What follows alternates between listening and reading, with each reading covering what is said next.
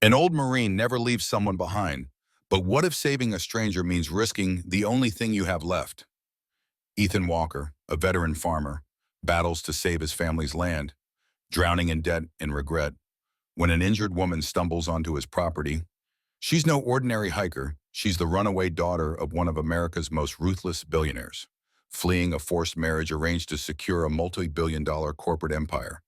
Now, Ethan must decide between turning her in for a life-changing payout or protecting her against an enemy more powerful than any he faced in combat. Will honor overcome desperation? Will courage defeat greed? Keep watching to uncover how a chance encounter ignites a dramatic battle for freedom, dignity, and redemption. If you love stories of ordinary heroes fighting extraordinary battles, hit that subscribe button now. Support our channel and then stay tuned for more gripping tales of courage, sacrifice, and old-fashioned American grit. Ethan Walker stood at the edge of his sun-scorched fields, shoulders weighed down by a lifetime of labor and a fresh notice from the bank. The crisp sheet of paper in his calloused hand read, "Final warning" in bold letters, its meaning clear as the midday sun. 3 decades he had toiled on this land, and generations of Walkers before him had weathered war, drought, and economic depressions, but the threat of foreclosure now loomed larger than any storm cloud. Ethan was 47, a widower, a father who rarely saw his own daughter, and a veteran whose nights were haunted by memories from battlefields far away. Though strong in build, the lines of hardship etched around his eyes revealed a man holding on by a thread. As a boy, he had run barefoot through these same fields, chasing after his father, dreaming of the day he would steward Redwood Farm himself. Now he stood at the brink of losing it all, like a guardian forced to surrender his post. A gentle breeze rustled the brittle corn stalks, carrying with it the soft pant of Ranger, his aging German Shepherd mix. The dog had been his constant companion ever since Ethan returned from deployment overseas. Ranger limped a bit, a testament to the shrapnel that had once torn through Ethan's convoy, but he never lost his vigilance. He sensed Ethan's despair and pressed his large head against his master's thigh in a comforting gesture. Ethan bent down, absently ruffling the dog's ears. "I'm all right, oh boy," he murmured. Though he wasn't sure if that was entirely true, he walked on, boots crunching over the barren soil, heading toward the old oak that stood on the southeastern boundary. Beneath that tree lay a simple grave marker. His late wife, Evelyn, had found her final rest under the shade she loved in life. "I don't know how much longer I can hold on," he said quietly, standing at her graveside. It was a confession offered to the wind, to the memory of a woman who had believed in him long after he'd stopped believing in himself. He had promised her 2 things when she fell ill: that their teenage daughter, Stella, would have every chance to flourish, and that Redwood Farm would stay in the family. Now Stella was living with her aunt in the city, a choice made so she could attend a better school, and the bank threatened to repossess the only home Ethan had ever known. The sky offered not a single cloud to interrupt the merciless sun, as if mocking the dryness that had plagued Redwood Farm for years. Another drought season was upon them, and the well was dangerously low. Ethan needed a financial miracle or, at the very least, a timely loan extension. Yet the bank's repeated refusals had left him with more regrets than options. Feeling the weight of hopelessness pressing in, he tucked the notice into his back pocket and turned away from Evelyn's grave. That was when he noticed Ranger's hackles rising. The dog stood rigid, ears perked toward the tree line that bordered the southeastern field. Ethan narrowed his gaze, spotting a flash of movement among the foliage. He couldn't be certain, but it looked like a person, definitely not a local, as few outsiders ever ventured onto these rural roads. A moment later, whoever it was staggered forward and collapsed in the dirt.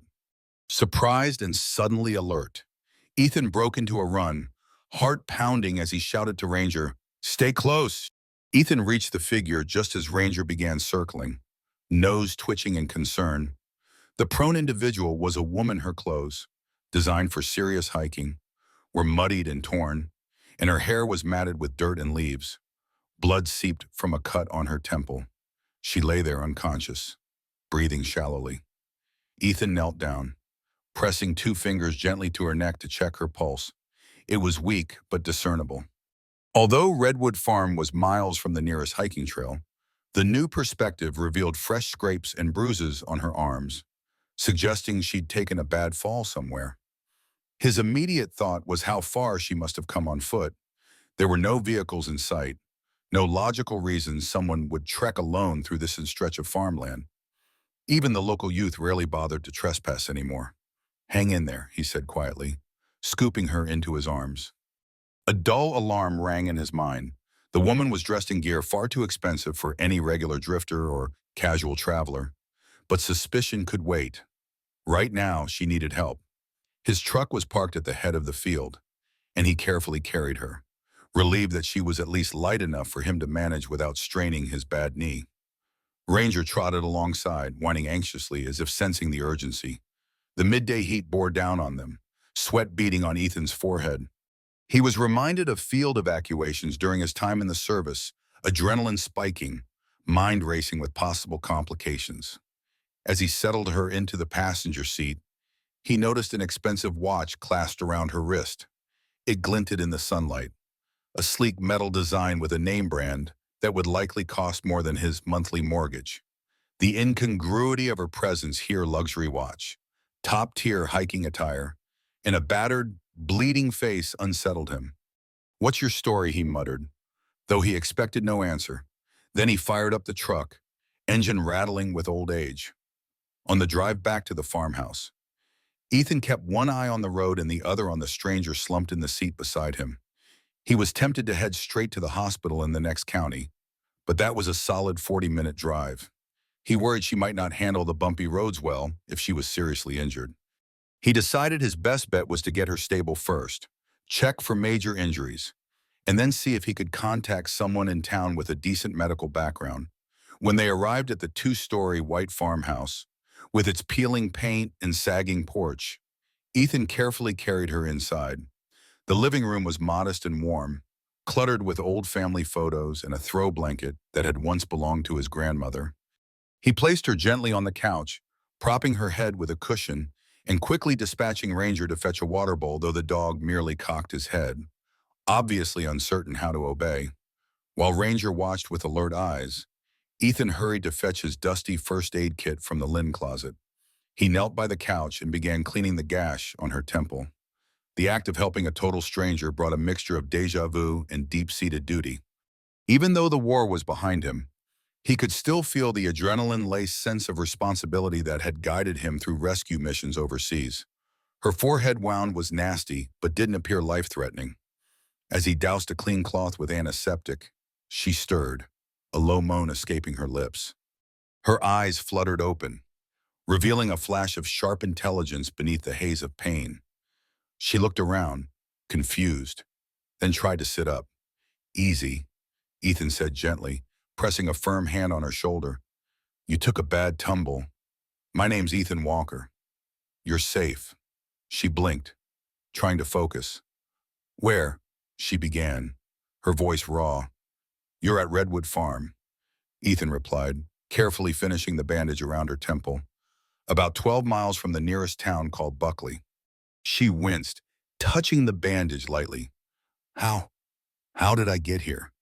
"You stumbled onto my property and collapsed. Found you by the southeast field." He eyed her expensive gear and the watch. Despite the grimy state, her entire demeanor suggested a polished world far removed from these dusty acres. "Mind telling me your name?" For a moment, she hesitated, as if weighing how much to reveal. Then she swallowed. Veronica. Veronica Sterling." A faint tremor ran through her, half from pain and half from whatever she was hiding. "Thank you for helping me." Ethan nodded, rummaging for an ice pack. "Well, Veronica, you've got a nasty cut and probably some bruised ribs. I'm no doctor, but I've seen enough injuries to guess you'll need rest." He paused, observing her labored breathing. "You hurt anywhere else?" She drew in a shaky breath. "My ankle. Twisted it or something." Gingerly, Ethan set her foot on the couch's armrest, removing her muddy boot. The joint was swollen and discolored. "Looks like a sprain. Or worse. Let me get you some ice." Veronica exhaled, still disoriented. Her eyes darted around the cozy living room pictures of a younger Ethan with a bright-eyed woman, an old wedding photo, a teenage girl holding a basketball, and numerous black and white portraits of older relatives. In the corner, a tattered American flag folded into a triangle stood atop a shelf, alongside medals and a photograph of a Marine unit. It struck her as a place steeped in family history and quiet pride, the complete opposite of the world she'd left behind. She mumbled an apology as Ethan carefully elevated her ankle and wrapped it with a bandage and an ice pack. Then he offered her a glass of water, which she sipped gratefully. "I'm sorry," she managed, her voice quivering. "I didn't mean to trespass." "You're not trespassing," Ethan said simply, though his gaze remained cautious. "But I do need to know if anyone's looking for you. You in trouble with the law?" At that, Veronica's face paled. She shook her head vehemently. "No, I'm not a criminal. Just," she searched for the right words, "just trying to get away from a situation. I'd really appreciate it if you didn't call the police or anyone else right now." Ethan studied her for a moment. He recalled that the bank was on the verge of repossessing his land, that he had plenty of troubles of his own. The last thing he needed was more complications. But his instincts told him Veronica was genuinely scared not just of her in-laws, but of whoever might be searching for her. "All right," he finally said, "I won't make any calls. But if that ankle doesn't start healing, you might not have a choice." She nodded, exhaling in relief. Her eyes fluttered shut again, exhaustion pulling her under. Ethan watched, unsettled by the entire scenario, yet unable to turn away someone in need. Ranger patted over, sniffed Veronica's hand, then settled down protectively at the foot of the couch. The next day dawned in an uneasy hush. Veronica woke to the aroma of fresh coffee and the throbbing in her temple subdued to a dull ache. She found herself alone in the living room, Ranger lying alert by the front door, and the sound of footsteps in the kitchen. Slowly, she pushed the worn blanket aside and propped herself on her elbows, testing her ankle. Pain flared, but at least it wasn't as excruciating as before. She heard Ethan speaking in a low voice, perhaps on the phone. The tone was clipped, full of quiet frustration. Rising carefully, she leaned on the back of the couch to hobble her way toward the doorway. Ethan stood with his back to her, phone pressed to his ear. "I understand, but there has to be some extension," he was saying. "Look, I served this country. Yeah, I know that doesn't matter to you. Fine, just give me another week. That's all I'm asking." Veronica could guess the nature of the call without hearing the other end. The tension in his shoulders and the resigned slump when he ended the call spoke volumes about how dire his financial situation must be. She felt a pang of guilt. Here she was, imposing on someone who was already teetering on the edge of his own crisis. He turned, phone in hand, and noticed her presence. His expression softened slightly. "How's the ankle sore?" she admitted. "But I can manage." Ethan nodded, placing the phone down on the counter. "I made coffee." "Figured you could use a cup." He gestured to the steaming mug beside a half-eaten plate of eggs. "Help yourself, if you're up to it." Veronica hobbled to the table, lowering herself into the chair. She took a careful sip of the coffee, more grateful for the warmth than the taste. As she observed him moving around the kitchen, there was a silent question in her eyes. He noticed, reading her expression. "That was the bank," he said bluntly, not in a mood to pretend. "I'm late on payments again. Redwood Farm, my family's land, might be repossessed sooner than I expected." She set the mug down, suddenly feeling invasive. "I'm sorry," she offered quietly. Ethan shrugged, wiping his hands on a towel. "Not your fault. But now you see I'm not exactly in a position to deal with more trouble." He paused, pressing his lips together. "Any idea if someone's going to come looking for you?" Before Veronica could answer, Ranger perked his ears at the distant hum of an engine. Ethan's body tensed as he stepped over to the window. Through a crack in the curtain, they saw a sleek black SUV rolling up the gravel driveway, moving slowly as though searching for something. Two men in dark suits sat inside. Veronica's breath caught in her throat. Her skin went cold. "They found me," she whispered, eyes wide with dread. Ethan glanced at her, then back at the vehicle. Memories of covert ops and ambushes flickered in his mind. He knew the stance of men accustomed to intimidation. Stay put, he warned, moving toward the door. I'll handle this. She tried to protest, but he was already stepping onto the porch, Ranger following at his heel. Veronica sank deeper into her chair, heart hammering. She had no idea what kind of confrontation lay ahead. But one thing was certain, these men weren't going to leave politely.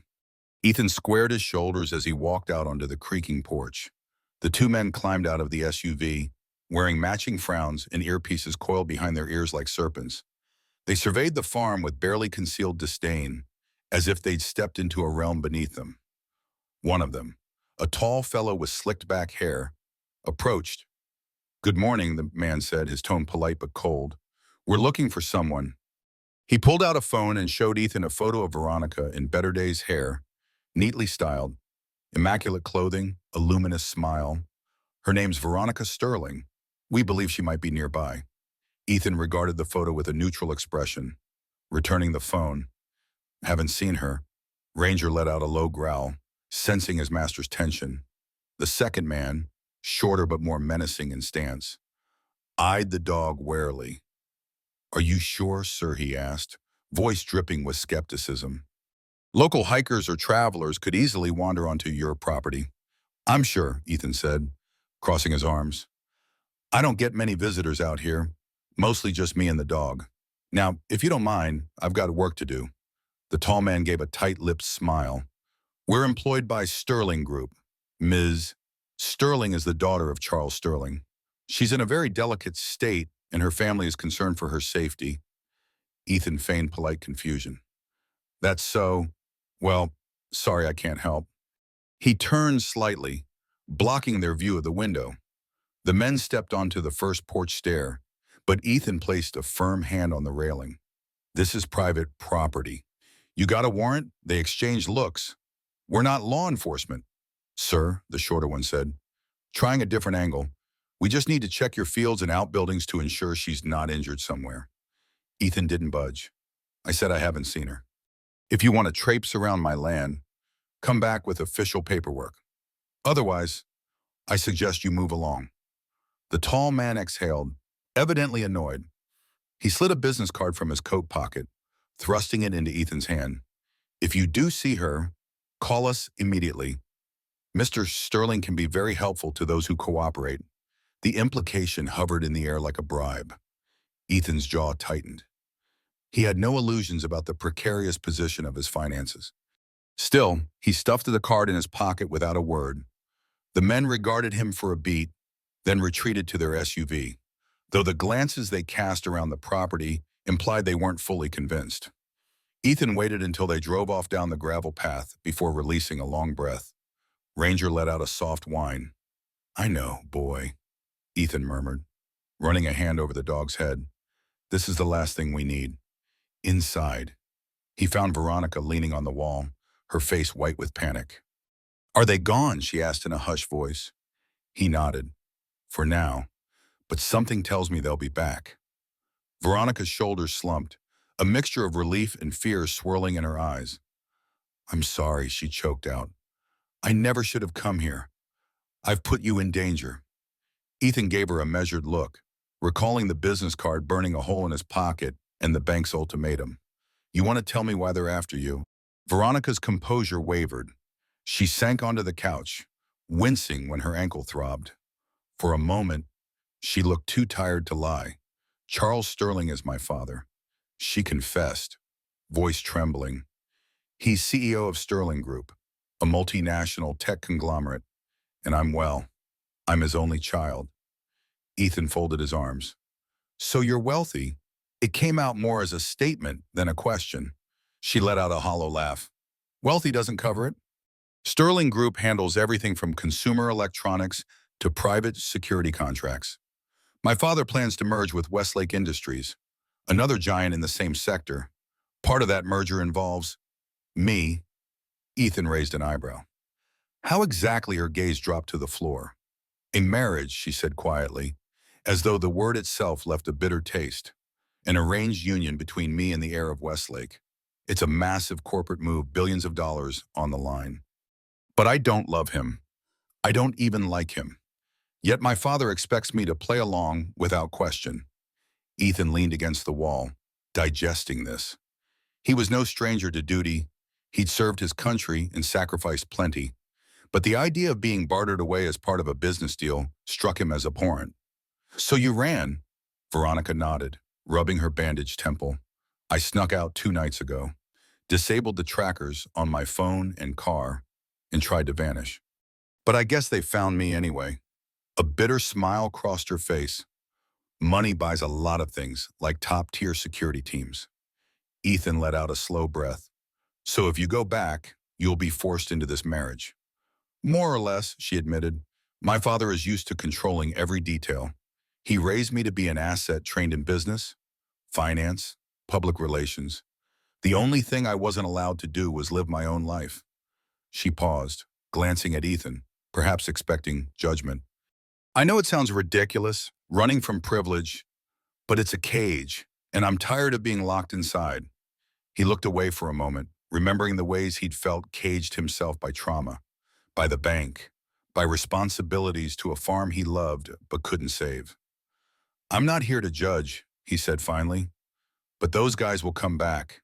And when they do, they'll bring more than polite conversation if they think you're hiding here." Veronica swallowed hard. "I understand if you want me gone." Ethan eyed the swirl of dust motes and a sunbeam cutting through the living room. "Part of me says that would be best. I'm close to losing this place, and I don't need more trouble. But you're injured, and I'm not about to throw you out on the street. That's not how I was raised." Her eyes glistened with gratitude, but she quickly brushed away the emotion. "I promise I'll figure out something soon. I can't let them drag you into my mess." Ethan nodded slowly, a knot of tension building in his chest. He wanted to protect Redwood Farm and maybe, just maybe, protect this woman who seemed even more lost than the land he stood to lose. "All right," he said, meeting her gaze. "We'll figure it out. But don't expect me to roll over for your father's goons." As the afternoon sun climbed higher, Ethan set Veronica up in the spare bedroom upstairs, near a window that overlooked the western fields where the soil was less parched. He brought in some crutches that had been gathering dust in the barn remnants of an old injury of his father's and adjusted them to Veronica's height. She tested them, wincing but soldiering on. While she rested, Ethan busied himself with the myriad tasks that came with keeping a farm afloat, even one on the brink. He tinkered with the worn-out irrigation pump by the barn, wrestling with rusted bolts and frayed hoses. Nearby, Ranger lay panting in the shade, casting frequent glances back toward the house as though afraid Veronica might vanish. In the late afternoon, Ethan walked to the mailbox at the end of the driveway, half hoping for a letter of reprieve from the bank. Instead, he found only another notice, the red text marking urgency. Sighing, he shoved the envelope into his jacket, refusing to let the news sink his spirits further for now. On his way back, he scanned the horizon, his senses sharpened, anticipating a return visit from those black-suited men. He spotted no cars, but the tension remained.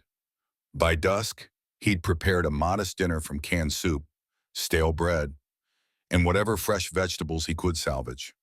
Veronica joined him downstairs, determined not to be a burden. She limped slowly, leaning on the crutches. Her face was still pale, and the bandage on her temple was conspicuous, but she held herself with a quiet dignity. Over the clink of spoons against chipped bowls, they exchanged fragments of their pasts in halting conversation. Veronica spoke briefly about growing up in a city penthouse, surrounded by tutors, bodyguards, and corporate functions. "I used to dream about living in the countryside," she admitted, "where no one recognized me, and I could be normal." Ethan avoided her gaze, his mind flipping through images of bombed-out villages and desert nights under fire. He swallowed, clearing the roughness in his throat. "I dream about saving this land," he said quietly. "My father inherited Redwood Farm from his father, and so on. It's been in our family for over a century. I promised my wife I'd keep it for Stella, our daughter." A gentle silence followed. Veronica seemed to sense the weight of that promise. Where is she now? With her aunt in the city, better schools, more opportunities. He said, voice thick, She's 16, brilliant, wants to be a scientist. If I keep her here, her future would be limited. I can't do that to her. Veronica reached across the table, gingerly placing her hand on his. You're giving her a chance. That's what parents do, and I'm sure she'll appreciate it one day. Ethan looked away, blinking back a sting of tears he rarely allowed himself.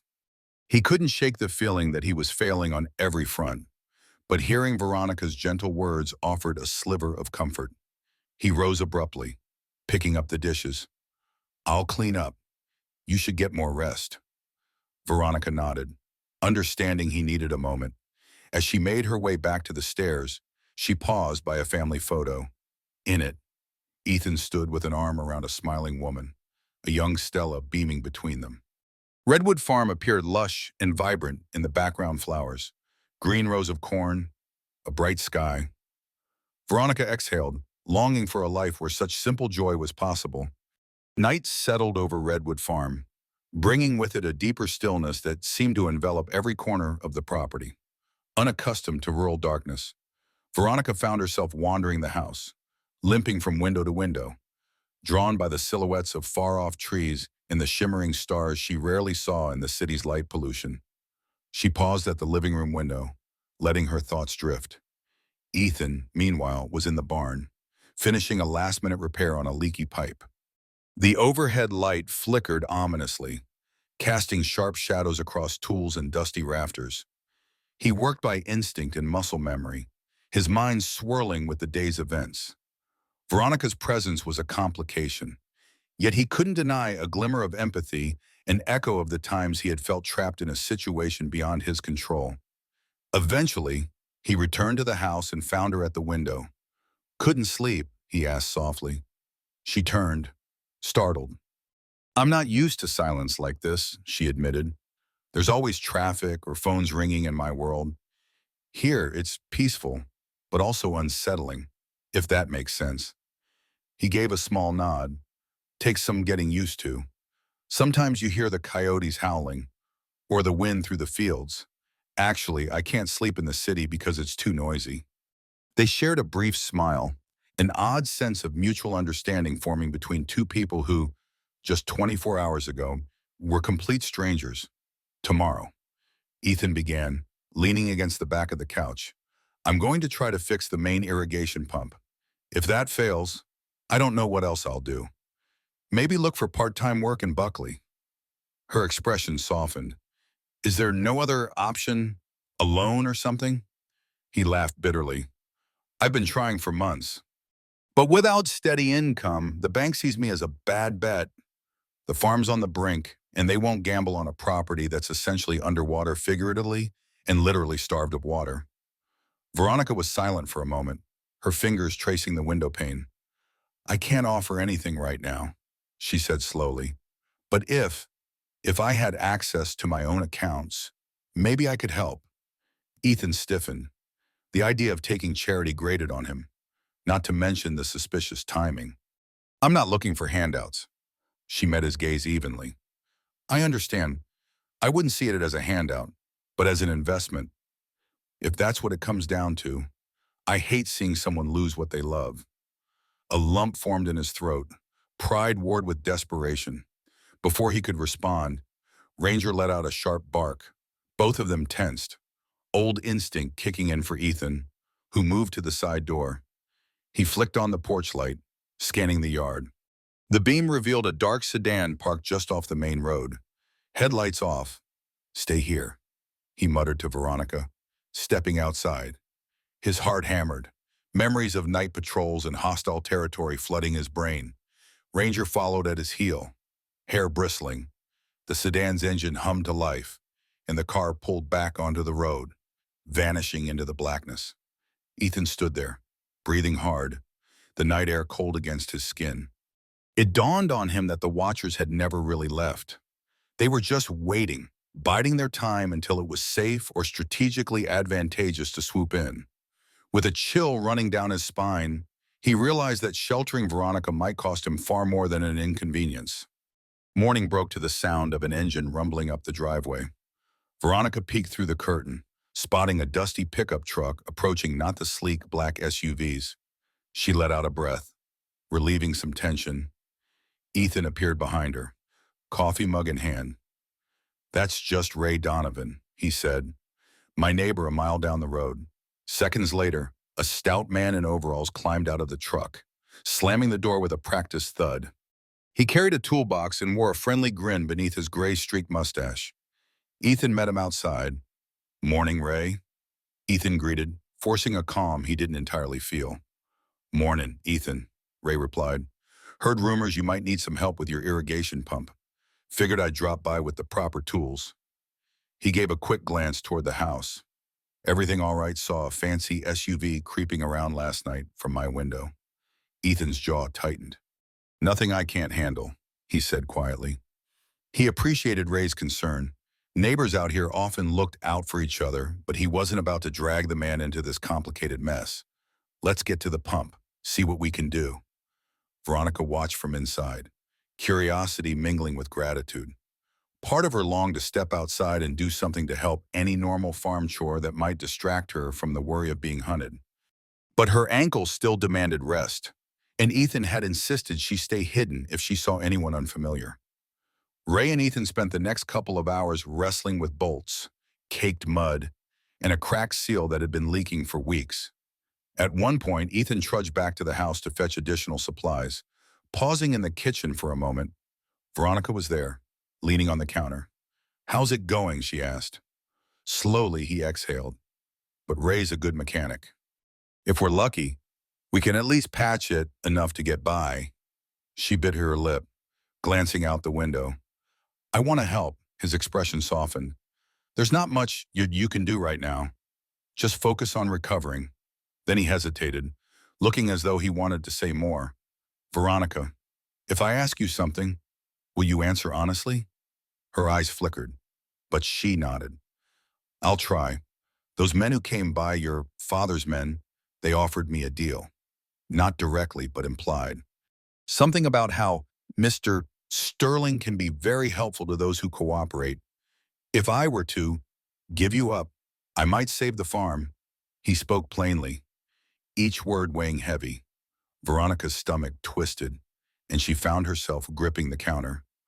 "I wouldn't blame you if you did," she said softly, "but I'm asking you not to. Please." Silence hung between them, and in that moment, Ethan understood the moral line he stood upon. He could yield to desperation or maintain the code he'd lived by since his military days, never abandoning someone who needed him.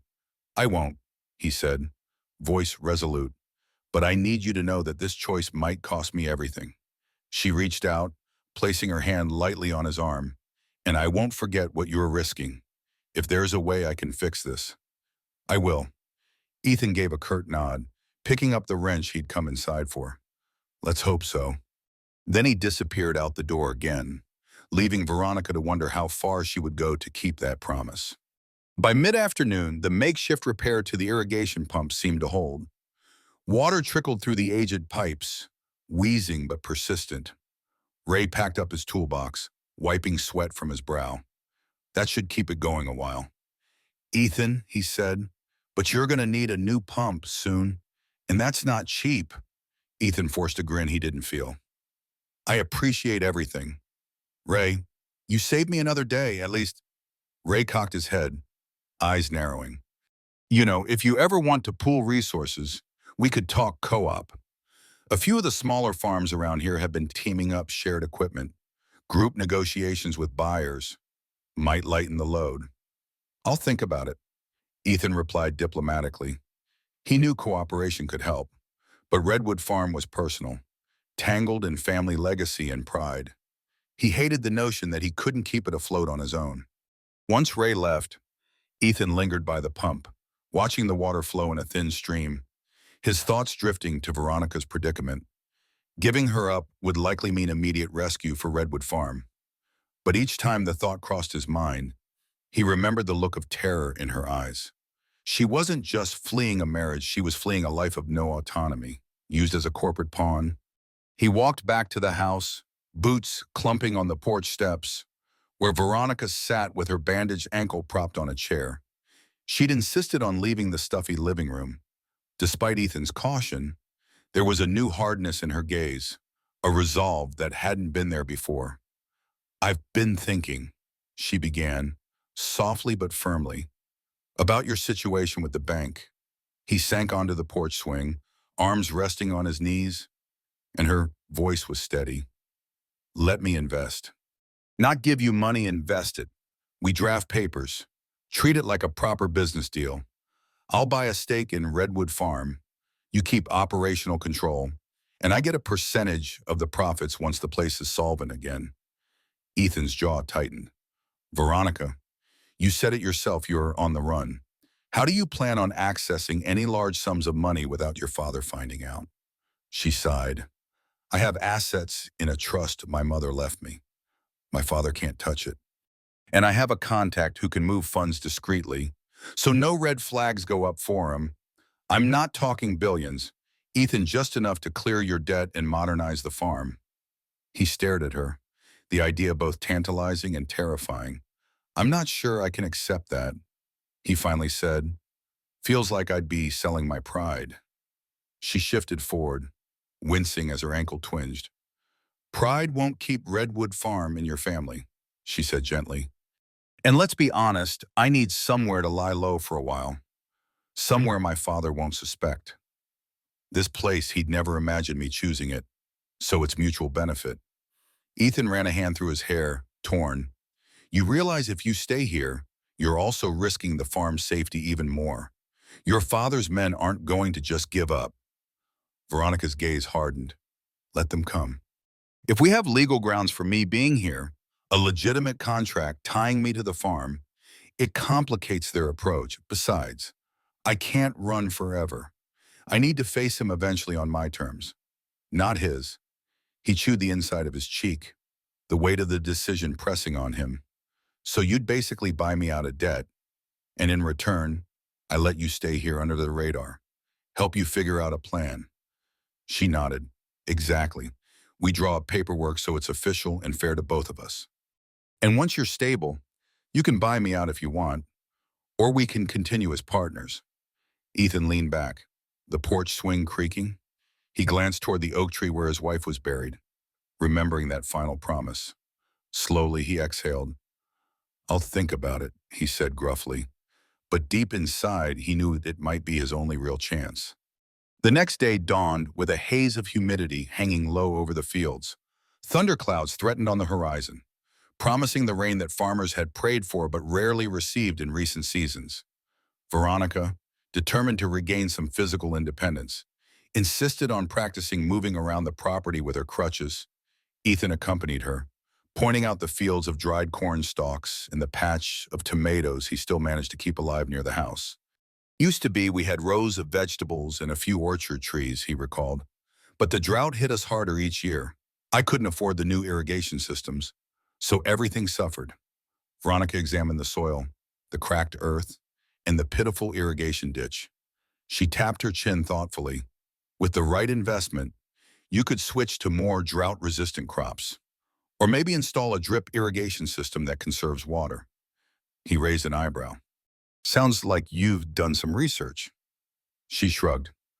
"I might have read up on sustainable agriculture a few years back. My father was on a campaign about using tech to optimize farming, but it was mostly talk. I've found real potential in small-scale farms adapting eco-friendly methods." A flicker of hope crossed Ethan's eyes. He'd never met anyone with money who cared about the actual well-being of farmland. The bankers only saw numbers, and the local politicians only saw taxes. "Would be nice," he admitted, "but it'd cost more than I've got." Veronica didn't reply directly. Her silence hinted at the offer she'd made the day before. They continued their tour, passing the old barn with peeling red paint, its roof sagging dangerously. Inside, dust motes danced in the sunbeams as Veronica surveyed the antique tractor and the rusted tools scattered about. She noticed a row of old family photos tacked to a wooden beam, Ethan's father and grandfather, each standing proudly by a harvest or a new piece of equipment. Generations of walkers, etched into the heart of Redwood Farm. "Your ancestors built this from scratch, didn't they?" she asked quietly. Ethan nodded. My great-grandfather started it after the Civil War. The family's held on ever since through droughts, the Great Depression, recessions. Feels like I'm the first one who might fail. She placed a hand gently on his arm. You're not failing. You're facing an impossible situation, and you're still fighting, which says a lot about you. Ethan swallowed. The sincerity in her voice caught him off guard. Sometimes I feel like I'm just treading water, he admitted, and every time a wave comes, I sink a little more. They stepped back outside, greeted by the thick heat of midday. A rumble of thunder in the distance made Ethan glance at the sky. If we get a good rain, maybe it'll save some of the corn, he muttered. I can't remember the last decent storm. Veronica tilted her head, studying him. Ethan, you remember what I said? I'm serious. This isn't about giving you charity or playing savior. It's about mutual benefit. I need a safe place to regroup. You need capital to save the farm. He met her gaze. And how do you see this playing out when your father shows up with his lawyers and private security? Her jaw set. He can threaten all he wants, but if everything is legal and transparent, he'll have to negotiate. That's what the board expects. I might have more leverage than you think. Ethan nodded slowly, the storm clouds swirling behind him like a distant omen. All right, he said. We'll do it, but let's make it airtight. They drafted the agreement in the farmhouse kitchen, hunched over the scarred wooden table that had borne witness to countless family dinners and farm decisions. Veronica insisted on writing everything out in plain English before transferring it into legalese. A lawyer friend of mine will finalize it, she explained, but I want to make sure we're clear on every term. Ethan watched as she scribbled bullet points: capital infusion to pay off the bank, funds for upgrading irrigation, partial ownership stake for Veronica with no voting control over farm operations, future profit sharing once Redwood Farm became profitable again. The pen in her hand moved with steady purpose, as though each line was forging a path out of their separate nightmares. When they finished, Ethan stared at the papers, feeling both relief and trepidation. I never thought I'd have a business partner, he murmured, especially not one who shows up bleeding on my land. She offered a wry grin. Life's full of surprises. He exhaled, standing to stretch. Outside the window, the sky had darkened even more, the wind picking up. Veronica tensed, recalling the watchers who might be lurking out there. But Ethan's focus shifted to something else: an oncoming storm. Let's secure the barn, he said, voice thick with urgency. If we're lucky, it's just heavy rain, but this area sometimes gets tornado warnings. Veronica's eyes widened, but she nodded, following him out, even hobbling on crutches. She was determined to help. They rushed to tie down loose equipment, shut the barn doors tight, and move the tractor under the sturdiest part of the roof. The air crackled with electricity, thick with the smell of ozone and the promise of relief for the parched fields. Ethan's mind whirled with conflicting emotions. On one hand, a good rain, especially a torrential downpour, could revive some of his crops. On the other, a severe storm could destroy whatever was left. Veronica watched him, sensing the tension. I've never actually wanted it to rain so badly, she half shouted over the rising wind. He glanced at her, a sad sort of smile tugging at his lips. Welcome to the joys of farming. They managed to get back into the house just as the first drops started pelting the tin roof. Standing on the porch, they watched the sky open up. Sheets of rain cascaded onto the fields, turning the dust to mud in an instant. Thunder boomed overhead, making Ranger whine softly. A part of Ethan wanted to cheer water. Finally, but the storm's intensity made him uneasy. Wind rattled the windows, and lightning slashed across the horizon. Veronica gripped the porch railing, knuckles white. This is intense, she muttered. Ethan nodded, scanning the fields for any sign of damage. Been a while since we had a storm like this. Let's hope it doesn't flatten what's left of the corn.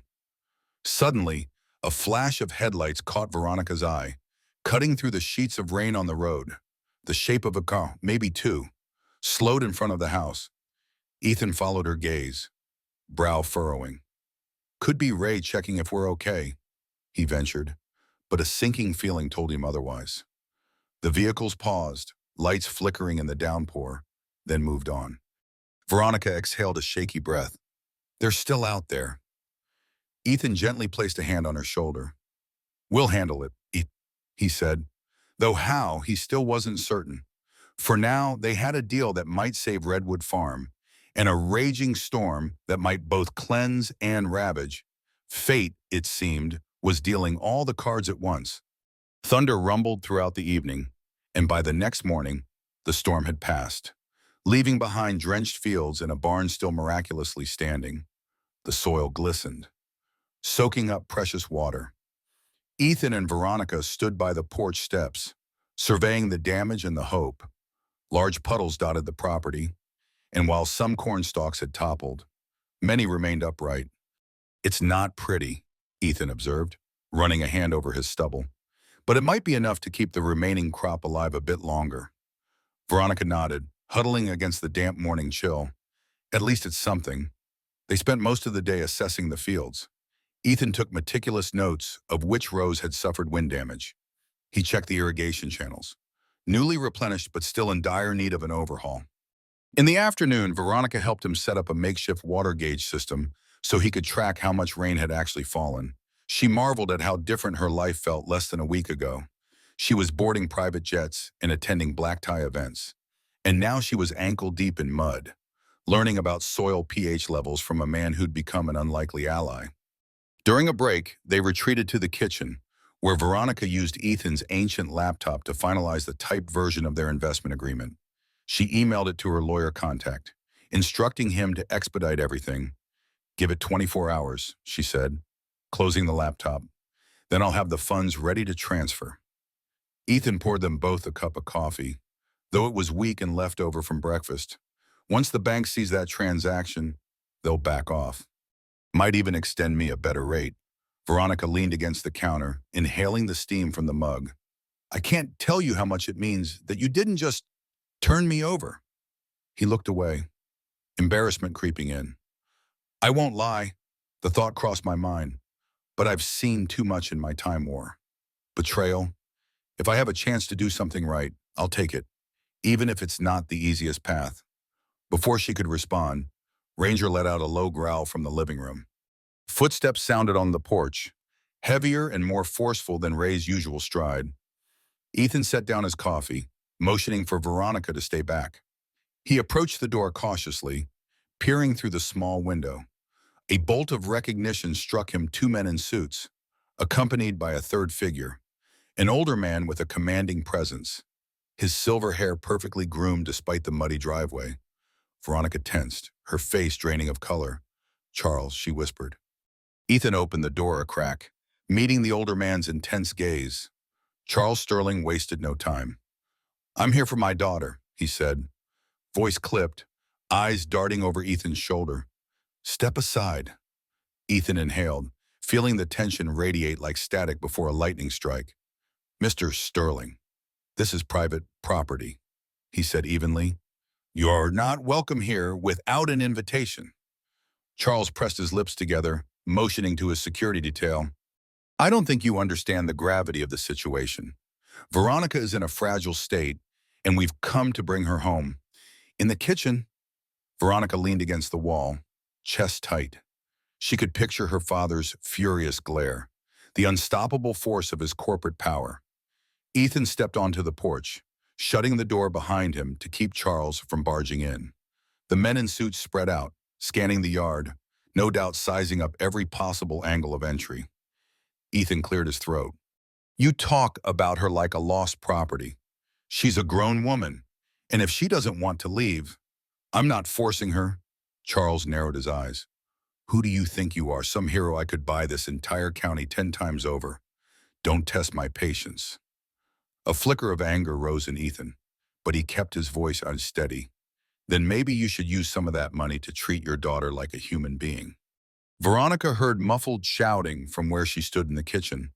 Her hands trembled as she gripped the counter, flashes of memory tumbling through her mind.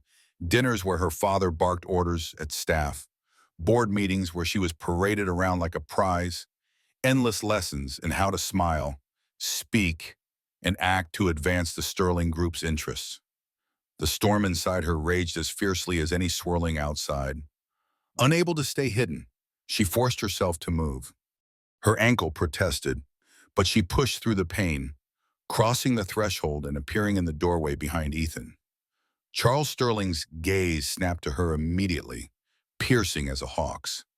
His presence seemed to fill the porch, overshadowing even Ethan's tall frame. "Veronica," Charles said, voice dripping with authority.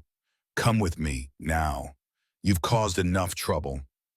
Her breath caught in her throat, but she mustered the courage to stand tall. "No, Father. I won't go with you just because you order it." He took a step forward, and Ethan instinctively put himself between them. The security men tensed. Ranger let out a menacing growl, the fur along his spine standing on end. Charles let out a derisive snort. "This is absurd. I've indulged your little rebellion long enough. Do you realize how much is at stake? The Westlake merger depends on your cooperation. Billions of dollars, thousands of jobs." Veronica felt tears threaten, but held them back, drawing on every ounce of composure she'd ever learned. "What about my life?" she asked quietly. "Do I not matter beyond the deal? Or am I just another asset you can trade?" Her father glared, the muscle in his jaw twitching. "You're a Sterling, and that comes with responsibilities. This trifling escapade of yours ends here." Ethan glanced at her, silently asking if she wanted to fight or flee. She met his gaze, then turned back to Charles. "It doesn't end here, Father. It ends when I say it does. I'm not a child you can bully anymore. And I'm not going to marry someone I barely know just to secure a corporate alliance." Charles stepped onto the porch, and Ethan squared his shoulders. The older man's eyes flicked to the contract papers visible through the open doorway. "What is this nonsense?" he demanded, spying Veronica's signature and the Redwood Farm letterhead. "It's a legitimate agreement," Veronica said, voice hardening. "I'm investing in Redwood Farm. Ethan and I are business partners now." For a moment, Charles looked genuinely surprised. Then scorn twisted his features. "Are you out of your mind? You think pouring money into this failing property will accomplish anything?" "It's a joke. That's not your concern," she replied firmly. "My assets, my decision." Charles let out a barking laugh. "Your assets. Everything you have is because of me. Veronica, don't forget where your fortune comes from." She steadied her breathing. "Part of it is from Mother's trust.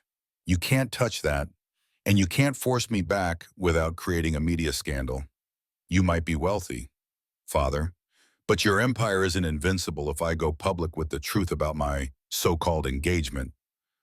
A flicker of genuine alarm crossed Charles's face. Ethan watched, fists tight at his sides, ready to intervene.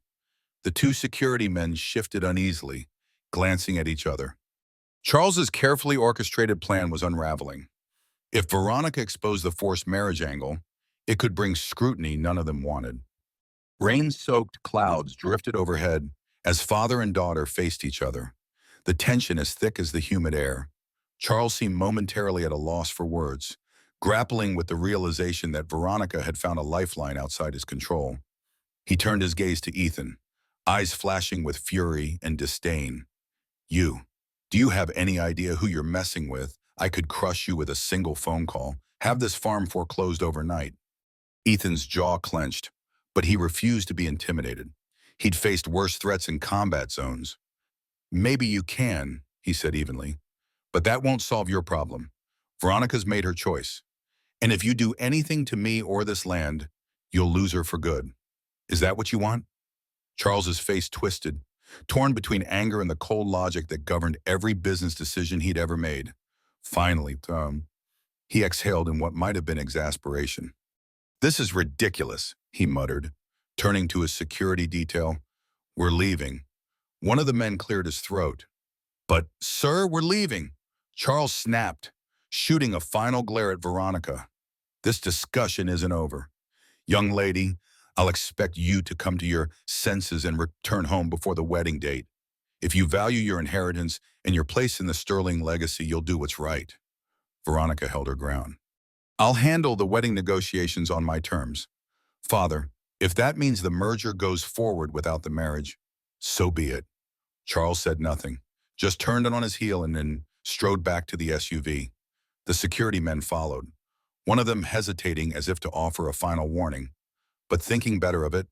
With the crunch of tires on gravel, the small convoy vanished down the wet road, leaving behind a charged silence. Veronica's chest heaved, a mixture of adrenaline, relief, and lingering fear. She leaned heavily on her crutches, the morning's tension having drained her strength. Ethan gently took her arm, guiding her back into the house. Ranger followed, tail down, uncertain but loyal. Inside, Veronica settled onto the couch, heart still pounding. That was, she began, but couldn't find the right word. Yeah, Ethan replied, his own emotions swirling. A curious mix of triumph and dread settled over him. They'd turned Charles Sterling away, but the man's threat hovered like a dark cloud. Veronica swallowed. He won't give up easily. He'll try to tighten his control back home, maybe freeze any funds I can access. But he can't touch Mother's trust. Ethan rested a hand on the old wooden table where their agreement lay. Then let's finalize this. If your father thinks Redwood Farm is worthless, he won't see us coming when we make it thrive. A spark lit in her eyes. Exactly. She glanced at the photograph of Ethan's wife and daughter on the shelf. I want this place to survive for you, for Stella, and for me too, if I'm honest. It's the first time in a long time I've felt I can build something real.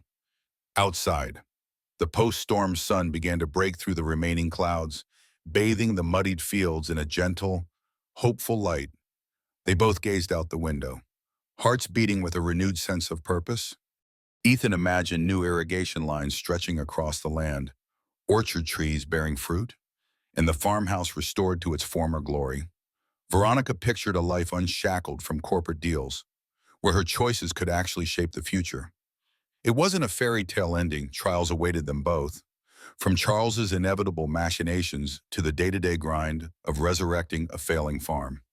But for now, they had an alliance forged in adversity, a partnership rooted in trust rather than convenience. As Ethan and Veronica shared a quiet, determined smile, Ranger settled at their feet, as if content to guard this fragile peace. No one knew exactly what the next storm might bring, but at Redwood Farm, they stood ready to face it together, and that, in itself, was a victory. In the end, Ethan Walker and Veronica Sterling proved that integrity and courage still count, especially when faced with impossible odds. Together, they transformed a nearly lost family farm into a thriving symbol of hope, built not just on financial investment, but on trust, honor, and mutual respect. For Ethan, it was redemption. For Veronica, it was freedom. Both found purpose in preserving a legacy and creating something meaningful from struggle. Sometimes, a man's toughest battles aren't fought overseas, they're won at home, against overwhelming forces. If Ethan and Veronica's journey touched your heart or stirred your thoughts about legacy, honor, and second chances, please leave a comment below. We want to hear your stories and opinions, so let's talk. Don't forget to hit that subscribe button to support our channel and ensure you never miss another inspiring story celebrating real American values and the strength of the human spirit.